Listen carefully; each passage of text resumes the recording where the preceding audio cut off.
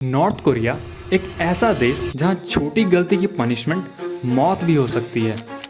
People were dying in these hospitals, and rats would eat the eyeballs of the people who were dying, and children who were starving would eat the rats. US का एक university student Otto Warmbier जो 2016 में north Korea as a tourist गया था, उसे एक छोटी सी गलती के लिए 15 साल हार्ड लेबर पनिशमेंट की सज़ा मिली थी। यहाँ नियम कानून और सीधा कहें तो भगवान भी सिर्फ यहाँ का डिक्टेटर किम जोंग उन ही है। इसे आप नर्क भी मान सकते हैं। नॉर्थ कोरिया में जो गवर्नमेंट ने कहा वही सच है, वही करना है और वही सही भी है। ये सब शुरू हुआ था 1945 में, जब सोवियत यूनियन और यूएस ने वर्ल्ड वॉर II के बाद कोरिया को 2 हिस्सों में बांट दिया था और इनके बीच की लाइन को 38th पैरेलल कहा गया। बट फिर 1950 से लेकर 1953 तक कोरियन वॉर चली, जिसमें सोवियत यूनियन और चाइना ने नॉर्थ को और दूसरी तरफ यूएस ने साउथ को सपोर्ट किया। जब ये वॉर खत्म हुई तो साउथ कोरिया डेमोक्रेटिकली ग्रो करने लगा, बट नॉर्थ कोरिया सोवियत की इन्फ्लुएंस में कम्युनिस्ट बन गया। किम इल सुंग जो कि नॉर्थ कोरिया का पहला लीडर बना, इसी तरह फिर 2011 में किम जोंग उन लीडर बना। नॉर्थ कोरियंस ने कई ट्रेजेडीज भी फेस की है, जैसे ग्लोबल सैंक्शंस और हार्श एग्रीकल्चर पॉलिसीज के कारण 1990 में भूखमरी, जिसमें लगभग 2,40,000 से लेकर 35 लाख लोगों की मौत हुई थी। नॉर्थ कोरिया में किम फैमिली ने अपनी डिक्टेटरशिप में इस हद तक लोगों को आइसोलेट कर रखा है कि democracy, human rights, press freedom, judiciary system, equality, tolerance की तरफ अग्रेसिव और पनिशेबल अप्रोच रखी है। नॉर्थ कोरिया में लोगों का किसी भी टाइप से क्रिटिसाइज करना, अपोज करना, पलायन या कॉन्टैक्ट करना और कोई भी नॉन गवर्नमेंट अप्रूव्ड इंफॉर्मेशन देना, इन सब के लिए हार्ड पनिशमेंट की सज़ा है और यहाँ तक कि मौत की सज़ा भी हो सकती है। कई बार ये सज़ा सिर्फ सिटीजन्स को नहीं बल्कि पूरी फैमिलीज या आने वाली कई जनरेशन्स को भी भुगतनी पड़ सकती है।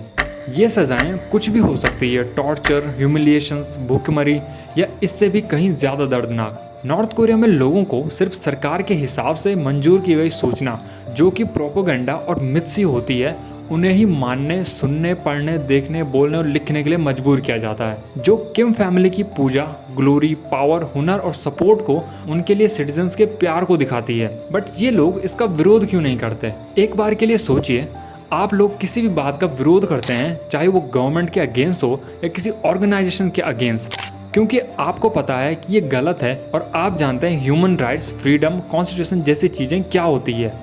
बट अगर आपने कभी ये चीज़ें देखी ही ना होती, ना पढ़ी होती, तो क्या आपको पता चलता कि क्या सही है और क्या गलत? यहाँ लोगों को आइडिया ही नहीं है कि इलेक्शंस होते हैं, लीडर्स चुने जाते हैं और लोगों के लिए कई चीज़ें की जाती है। लोगों का बिजनेस करने का, कहीं भी घूमने का और कहीं भी रहने का हक होता है। हम सब नेटफ्लिक्स, इंस्टाग्राम, यूट्यूब जैसे सोशल मीडिया प्लेटफॉर्म्स यूज़ करते हैं, इंटरनेट पर एंटरटेनमेंट देखते हैं, बट इन लोगों को उसका भी एक्सेस नहीं है। रूल्स और लॉस इतने स्ट्रिक्ट हैं कि लोगों को कभी बाहर की दुनिया का पता ही नहीं चलता। उनके दिमाग में बचपन से ये डाल दिया जाता है कि किम फैमिली भगवान है और जो वो कहेंगे वही सच है और ऐसे ही जिंदगी होती है। नॉर्थ कोरिया से भागना एक आर या पार जैसा सोल्यूशन है। अगर सब कुछ ठीक रहा तो लोग बच गए, बट अगर पकड़े गए तो मौत या पूरी फैमिली टॉर्चर फेस करेगी। कई बार जब बाहर की दुनिया ने यहाँ आकर देखने की कोशिश की तो उन्हें भी अपनी जान खोनी पड़ी। एक पॉपुलर स्टोरी है एक यूएस के यूनिवर्सिटी स्टूडेंट ऑटो वॉम्बियर की, जो अपने ग्रुप के साथ north Korea as a tourist आया था, जिसमें ग्रुप्स को सिर्फ उन्हीं प्लेसेस पर जाने की या वही सब देखने की परमिशन होती थी जो गवर्नमेंट दिखाना चाहती है। टूरिस्ट अपनी मर्जी से कहीं इधर उधर नहीं जा सकते, ना ही अनवांटेड रिकॉर्ड कर सकते हैं। ऑटो वॉम्बियर पर जिस होटल में सारे टूरिस्ट रुके थे, वहाँ से एक पोस्टर जो कि डिक्टेटर का था, उसे चुराने का इल्ज़ाम लगा था और टेलीविज़न पर ट्रायल में उस स्टूडेंट से कन्फेस कराया गया और उसके बाद 15 सालों के लिए हार्ड लेबर की पनिशमेंट भी दी गई। हालांकि किम जोंग उन और ट्रंप की 2017 में मीटिंग्स के बाद उसे छोड़ दिया गया था, बट यूएस वापस पहुँचते ही उसकी मौत हो गई। नॉर्थ कोरिया का कहना था कि उसने स्लीपिंग पिल्स ली थी जिससे ये हुआ, बट यूएस के फॉरेंसिक्स का कहना था हो सकता है उसे ड्रग्स के ओवरडोजेस दिए गए या ऑक्सीजन नहीं दी गई होगी।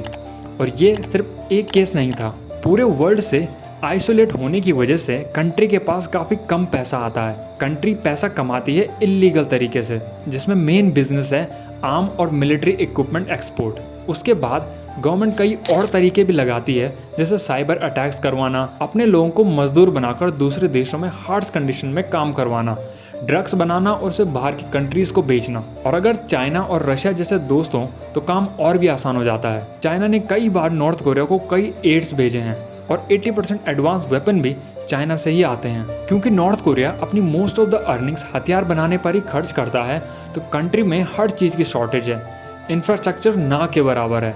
यहाँ तक कि गवर्नमेंट के सोल्जर्स को भी नहीं पता कि उन्हें पूरा खाना मिलेगा या नहीं। कई बार फूड शॉर्टेज होती है, इलेक्ट्रिसिटी लिमिटेड है या सिर्फ गवर्नमेंट के लिए है। रूरल एरियाज तो दूर की बात है, मेन सिटी में भी लाइट नहीं रहती क्योंकि उसके डेवलपमेंट के लिए भी पैसा लगता है। लोगों के लिए फूड की इतनी शॉर्टेज है कि most of the population malnutrition से जूझ रही है।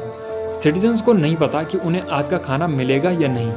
कई लोग बग्स और यहाँ तक कि घास खाने को भी मजबूर हो चुके हैं। इन सारी कंडीशंस के बीच जीना शायद ही हम में से कोई इमेजिन भी कर सकता है, पर अनफॉर्चुनेटली नॉर्थ कोरिया के लोग डेली ये सब झेल रहे हैं क्योंकि ये उनके लिए अब नॉर्मल हो गया है। डिक्टेटरशिप चाहे नॉर्थ कोरिया में हो, चाइना में हो या रशिया से लेकर ईरान में हो, मोस्ट ऑफ द टाइम सिर्फ लोगों को ही बर्बाद करती है। टॉप ऑफिशियल्स सिर्फ अपनी सोचते हैं, जबकि सिटीजन्स कई प्रॉब्लम फेस करते हैं और स्टिल ना चाहते हुए भी गवर्नमेंट की सुनने पर मजबूर होते हैं।